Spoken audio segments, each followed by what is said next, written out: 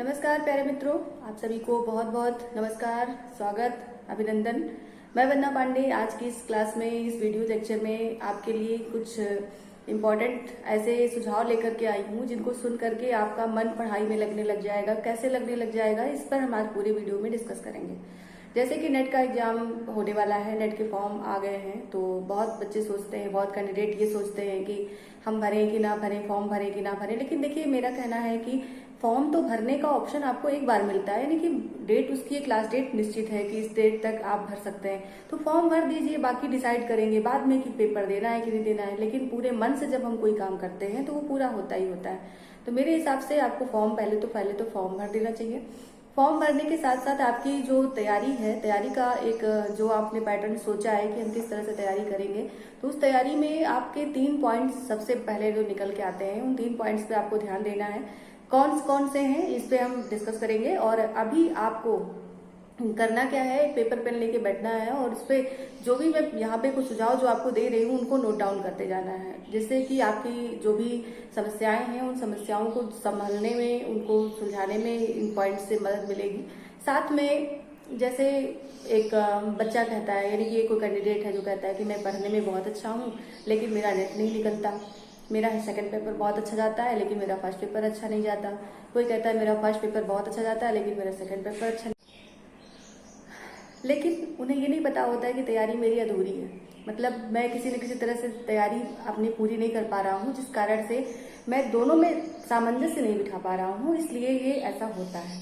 तो सबसे पहले जो हमारे जो 3 पॉइंट्स हैं उनको हम क्या करेंगे, एक तो ये कि हमें सोचना ये है, पहला जो हमारा, कि हमें गाइडेंस किससे लेनी है।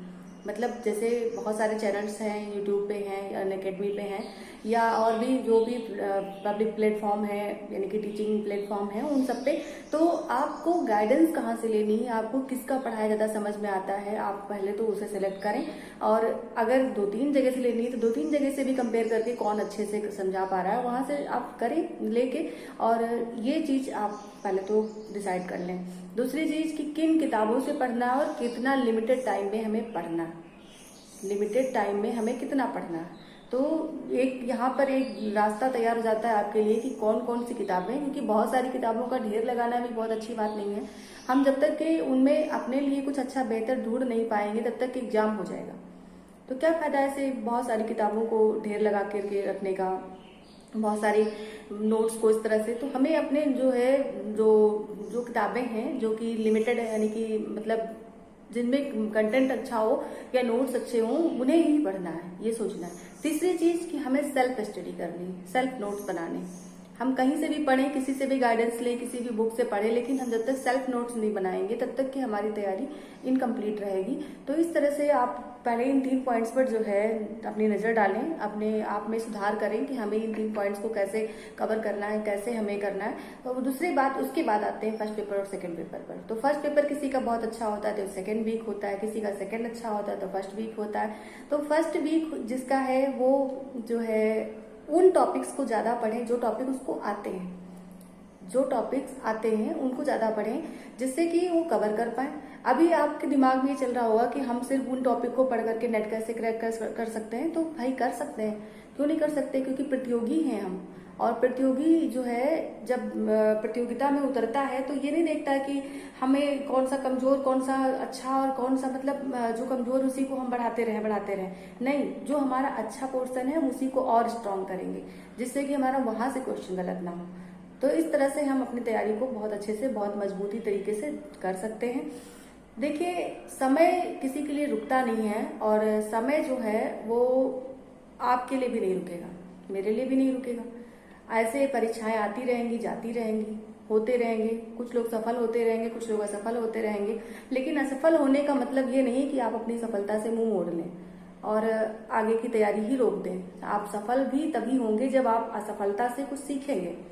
तो असफलता का जो एक पायदान आपको मिला है अभी तक, उसे अपनी सीढ़ी बनाइए और सफलता तक, मंजिल तक पहुंचने का प्रयास करिए। तो इस तरह से मुझे जहां तक लगता है कि कोई भी कैंडिडेट जो भी इस वीडियो को देख रहा है या जो भी आगे देखेगा, उन सभी को कहीं न कहीं से ये मोटिवेशन मिलेगा कि आप अपनी तैयारी बहुत अच्छे से कर सकते हैं। बस आपके अंदर इन 3 चीजों की जरूरत है, इन 3 चीजों को कवर करने की जरूरत है जो मैंने अभी बोली हैं। एक तो पहला तो गाइडेंस, दूसरा आपकी बुक्स, तीसरा आपकी सेल्फ नोट्स। तो 3 चीजें, यानी कि सेल्फ नोट्स तो सबसे बड़ा इसमें रोल करते हैं, प्ले करते हैं। जैसे पुराने पेपर पढ़ते हैं, प्रीवियस ईयर पेपर है ना, PYQ, तो उसमें क्या करते हैं कि पुराने पेपर्स में हम सोचते हैं कि इससे तो कुछ आएगा नहीं क्योंकि ये पूछे गए क्वेश्चन हैं, इसमें क्या आएगा। लेकिन हमें नहीं पता होता है उन्हीं क्वेश्चन को कुछ दूसरी भाषा में लेकर के पूछा जाता है। आप उसको देखिए, जो भी क्वेश्चन पेपर हैं उनको देखिए, पुराने पेपर्स को टैली करिए और फिर देखिए कि आपको वहां से क्वेश्चंस मिलते हैं। बस उनका थोड़ा सा पूछने का तरीका अलग हो जाता है, तो मिलते हैं, ऐसा नहीं कि नहीं मिलते। तो वो आप उन पुराने पेपर्स को जरूर से जरूर सॉल्व करें। 2012 से लेकर के 2021 तक के पेपर्स मार्केट में अवेलेबल हैं, किसी न किसी बुक के रूप में या नोट्स के रूप में, या जो है किसी चैनल पर जाकर के आप वहां से परचेज कर सकते हैं। कुछ लोग तो फ्री में भी देते हैं टेलीग्राम चैनल पर, तो वहां पे भी ले सकते हैं। और इस तरह से जो है, या फिर मेरे टेलीग्राम चैनल पे जुड़िए और मैं वहां पर आपको 2012 से 2021 तक के जो क्वेश्चन पेपर्स हैं उनकी PDF आपको प्रोवाइड करवा दूंगी। तो वहां पर आप इस तरह से क्वेश्चन पेपर्स देख सकेंगे, या मार्केट में जो भी बुक अवेलेबल है उनको देख करके आप तैयारी कर सकते हैं। फिर उसके बाद बात आती है MCQs की, यानी कि प्रैक्टिस सेट। जितने ज्यादा MCQs हम लगाएंगे किसी टॉपिक से रिलेटेड, जैसे हमने मान लीजिए कि हिंदी के लिए आदिकाल पढ़ा, ठीक है, अब आदिकाल से रिलेटेड हमने 400-500 क्वेश्चन लगा दिए, तो वो हमारी तैयारी वहां पे कंप्लीट हो रही है। जैसे हमने भक्तिकाल पढ़ा, 600-700 क्वेश्चन हमने लगा दिए, उसके जो है कंटेंट के ऊपर जो थ्योरी हमने पढ़ी थी, थ्योरी बेस हमारे क्वेश्चन तैयार हमको मिल जाएं, तो इससे अच्छा और क्या। तो इसके लिए भी मार्केट में बुक अवेलेबल है, आप जो है बुक्स ले लीजिए, यानी कि जिसमें कि पूरा कंटेंट दिया हो और उसके क्वेश्चन दिए हो। मतलब कंटेंट तो आप पढ़ेंगे कहीं ना कहीं से, सेल्फ नोट से पढ़ेंगे, किसी बुक से पढ़ेंगे, किसी गाइडेंस से पढ़ेंगे, लेकिन आपको क्वेश्चंस कहाँ मिलेंगे? क्वेश्चंस आप खुद से तो बनाएंगे नहीं, खुद से बनाएंगे तो बहुत टाइम जाएगा। तो बने बनाए क्वेश्चंस आपको कहाँ से मिले? तो चैनल पर जो है MCQs करवाए जाते हैं, उनको देखिए, उनको सॉल्व करते रहिए, और साथ में जो भी MCQs की बुक आती हैं उनको लीजिए, उनसे जो है पेपर सॉल्व करिए, या फिर जो भी थ्योरी बुक आती है थ्योरी बुक को पढ़िए और फिर उनसे क्वेश्चन पुटअप करिए, अपने आप से पुट करेंगे और उसका आंसर भी करेंगे। तो इस तरह से आपकी तैयारी बहुत अच्छे से हो जाएगी।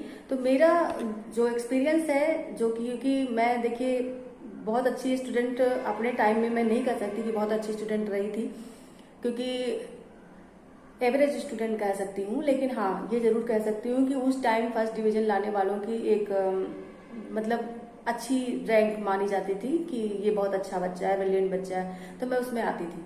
तो उस टाइम की पढ़ाई और इस टाइम की पढ़ाई में जमीन आसमान का अंतर है। उस टाइम का 60% लाना आज के 90% के बराबर है। तो इस तरह से पढ़ाई में अंतर आ गया है। फिलहाल मैं अभी कहीं सेवा दे रही हूँ, मैं सफलता का स्वाद चख चुकी हूँ और मैं चाहती हूँ कि आप लोग भी सफलता का स्वाद चखें। तो कहीं ना कहीं आप भी सेवा दें। जो भी मेरे मुझसे जुड़े कैंडिडेट हैं वो कहीं ना कहीं सेवा दे रहे हैं, और जो भी नहीं जुड़े हैं अभी तक या जो नहीं सेवा दे रहे हैं, कहीं ना कहीं उनको सेवा देने का अवसर मिले।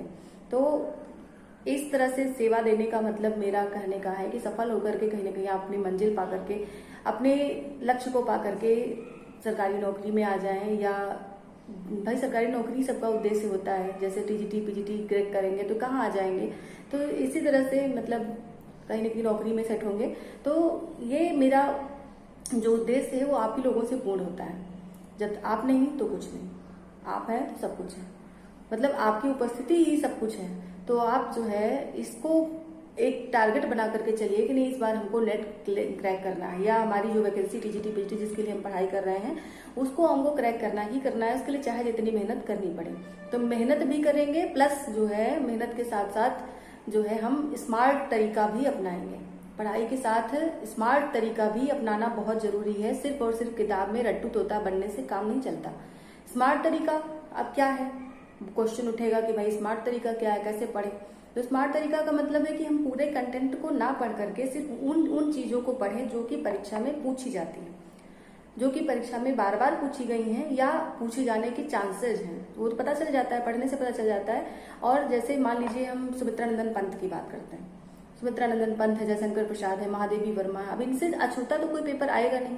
तो इनकी जो प्रमुख रचनाएं हैं वो तो हमको पढ़नी ही पढ़नी है, लेकिन उन प्रमुख रचनाओं में उन रचनाओं को ज्यादा पढ़ना है जो कि किसी न किसी पुरस्कार से सम्मानित है। अब हम चाहे किसी भी राइटर को ले लें, चाहे लीला हरजगुड़ी को ले लें, चाहे जो है इसमें अज्ञे को ले लें, निराला को ले लें, किसी को भी ले लें, उनकी उन रचनाओं को हमें फोकस करना है जो कि पुरस्कार से सम्मानित है, किसी न किसी पुरस्कार से पुरस्कृत है। तो ये हो गया पढ़ने का स्मार्ट तरीका। साथ ही उस तरीके को भी अपनाना है, जैसे मान लीजिए नेट के पाठ्यक्रम में कहानी आता है, नाटक आता है, उपन्यास आता है, तो हम एक एक उपन्यास को पूरा पूरा पढ़ने लग जाए बैठ करके, तो हमारी तैयारी 6-7 सालों में भी नहीं हो पाएगी। लेकिन उन उपन्यास के कुछ महत्वपूर्ण बिंदुओं को हम कहीं से पा जाएं, पढ़ लें, नोट्स बने बनाए मिल जाएं, या फिर बना लें और उनके टॉपिक्स को क्लियर कर लें, या फिर क्वेश्चन आंसर के माध्यम से हमको उसके उपन्यासों के ऊपर चर्चा परिचर्चा हो जाए, जिससे कि हमारे दिमाग में उसका एक खाचा तैयार हो जाए और वो पढ़ाई हमारी पूरे उपन्यास को हम कवर कर पाए। तो ये स्मार्ट तरीका हो गया। तो इस तरह से हम पढ़ाई कर सकते हैं। उम्मीद है कि आप लोगों को मेरे ये टिप्स ये ट्रिक्स समझ में आए होंगे। तो आज के लिए इतना ही, मिलते हैं कल की नेक्स्ट वीडियो में।